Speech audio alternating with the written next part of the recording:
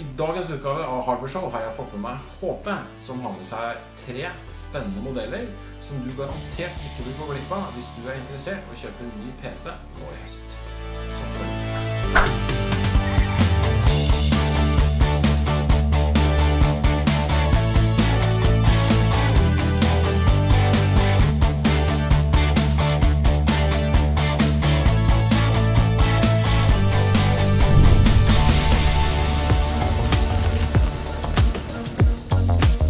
Hei og velkommen til et nytt Hardware Show. I dagens utgave så har jeg fått med meg Anders Bo Forsdal, produktsjef i HP Norge. Hva er det du skal vise oss, Anders? Jo, jeg har tatt med meg noen spennende bærbare modeller, 3 stykker faktisk. En bra, en bedre og en best modell.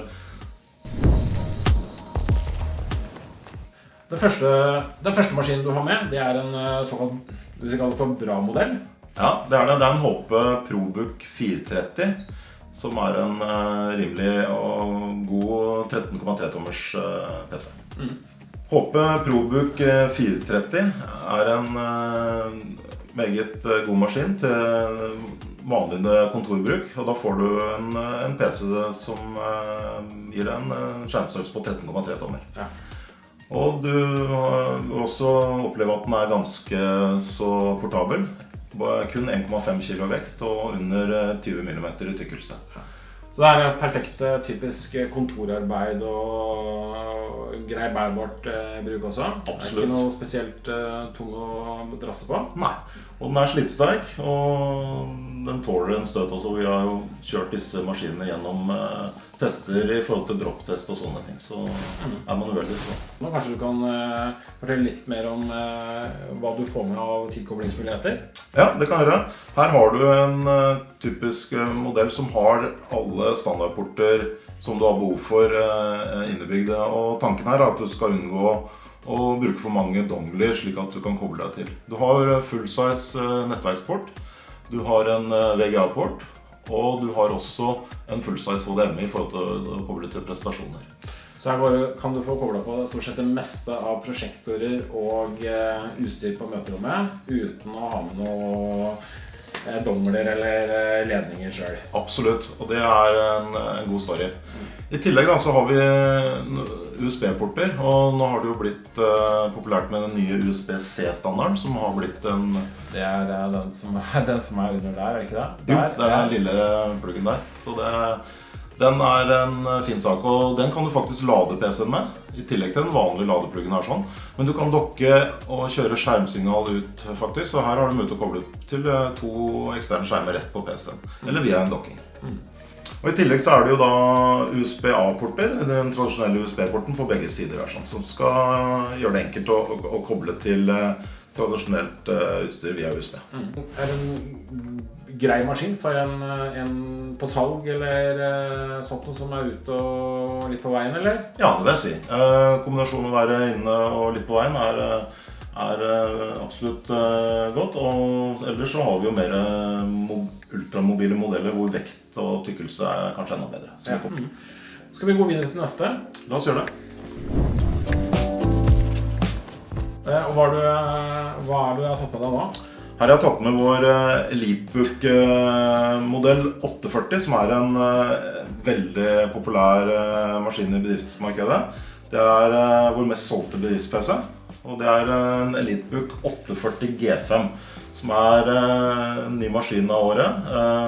Her har vi et nytt design hvor vi har brukt aluminium i hele chassis, som gir en helt unik slitestyrke og vekt. Ja, for det er også litt sånn forskjellen på den tidligere vi så på, så er det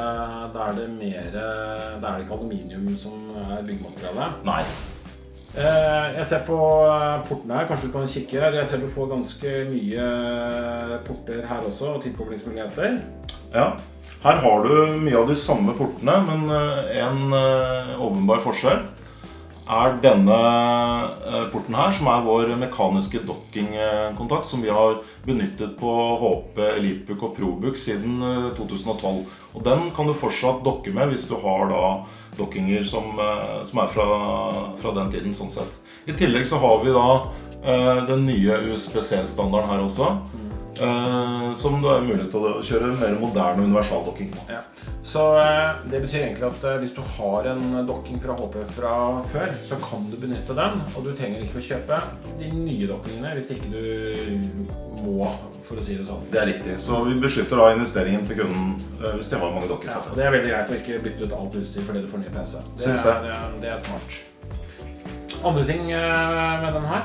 Ja, den her jo ganske fullproppet av utstyr, både standard og mulige opsjoner. Vi har jo automatisk pålogging via Windows Hello og IR-kameraer.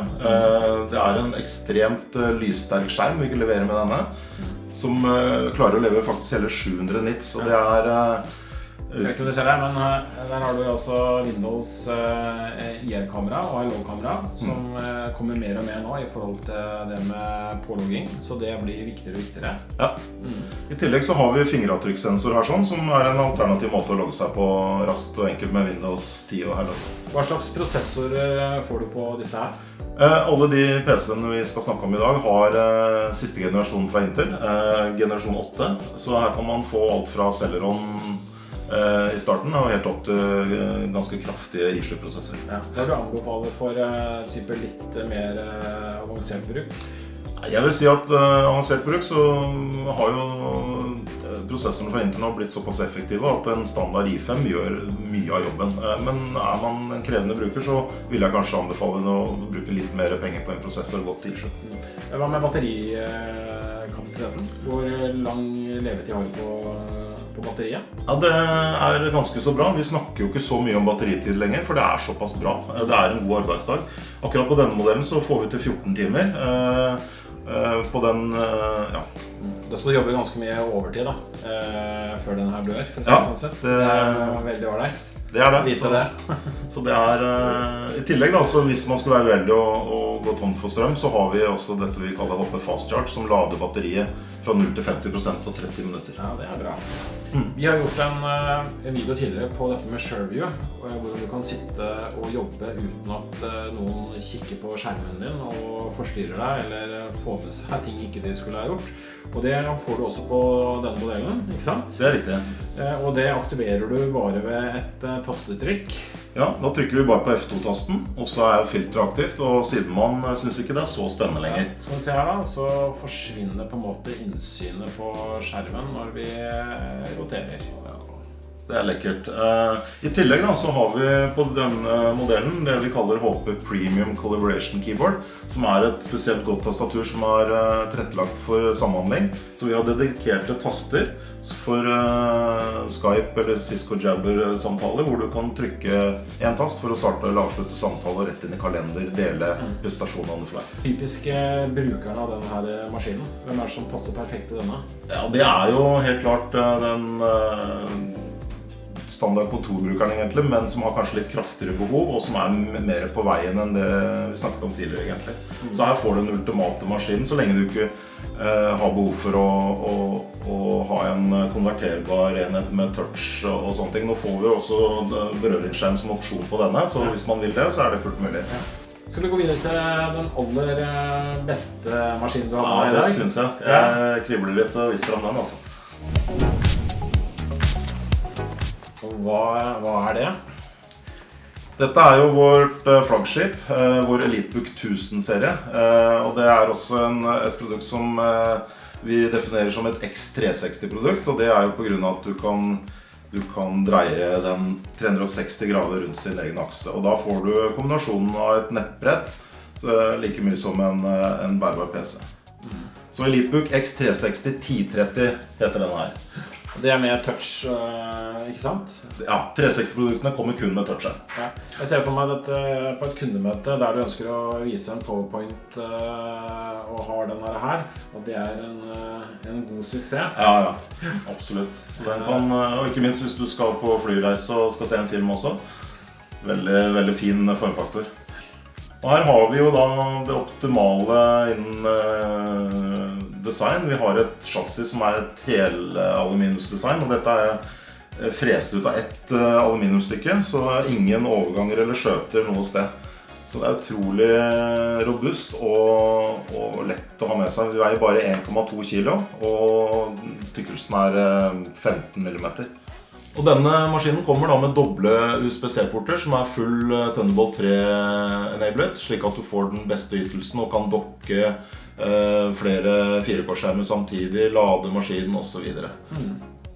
Ellers så det en maskin som for vår del den første vi leverer med matt touchskjerm, og det har jo vært etterspurt veldig lenge i forhold til å unngå å ha de blanke skjermene som gir veldig mye refleksjoner. Ja.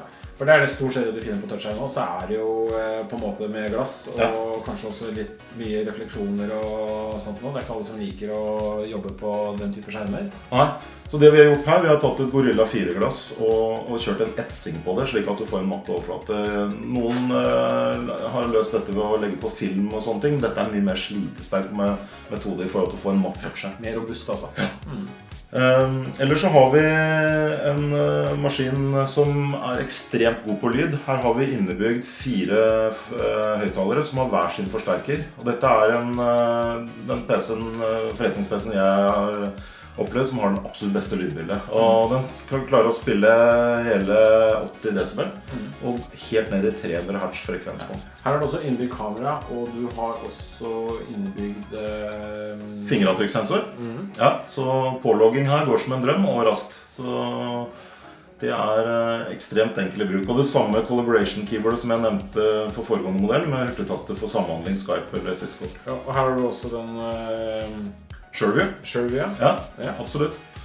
Så der det bare å trykke F2-tasten, så blir sidemann ikke så interessert i hva du holder på med det. Og hvis du ønsker å vite hvordan SureView funker, så har vi laget en video på det, som du kan finne nede i videobeskrivelsen, som du bør ta en titt på. Så har du med en bonusting til oss, en liten overraskelse. Ja, det har jeg. Helt på tampen. Det jeg har tatt med meg vår nye og unike og ikke minst universale dockingløsning som vi nylig har lansert. Og dette vår HP Thunderbolt Dock generasjon 2.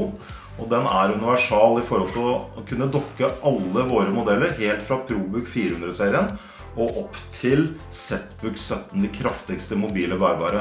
Og ikke nok med det, vi kan faktisk dokke våre kjære konkurrenter også, hvis man skulle ha et blandet miljø der ute.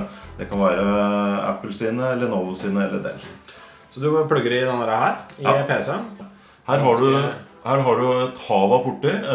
Det faktisk 5 skjermutganger på denne. Nå kan du ikke bruke alle samtidig, men du ganske fleksibel. Du har VGA, doble DisplayPort. Du har USB-C med DisplayPort-signal ut, og du har faktisk Thunderbolt-utgang også. Så fremtidens skjermer som kommer med Thunderbolt vil denne kunne koble til. Ja.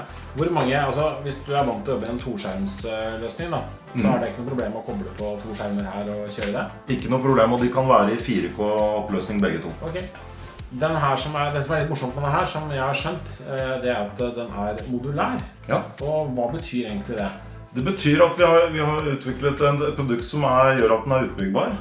Så ved bare skru av toppen, så kan vi sette på en audiomodul, som vi kaller det, med hurtigtaster med hurtigtaster for samhandling, som da lyser opp her sånn, i forhold til hvis man i Skype eller konferansemodus.